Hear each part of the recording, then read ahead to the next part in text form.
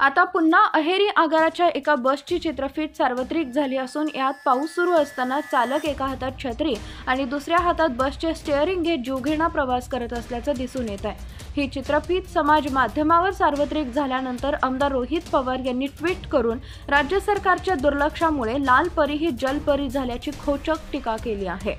गडचिरोली जिल्ह्यातील राज्य परिवहन महामंडळाच्या गाड्यांची अवस्था अत्यंत बिकट झाली आहे। त्या दक्षिण भागात तर खराब रस्त्यांमुळे नागरिकांना बसने प्रवास नकोसा झालाय। गाड्यांची अवस्था बघता तात्काळ सुधारणा करण्याची गरज आहे, परंतु प्रशासनाच्या दुर्लक्षामुळे प्रवाशांना लाल परीतून जीवघेणा प्रवास करावा लागत असल्याचं चित्र आहे। काही दिवसांपूर्वी अर्धवट छप्पर उडालेल्या अवस्थेत धावणाऱ्या बसची चित्रफित सार्वत्रिक झाली होती।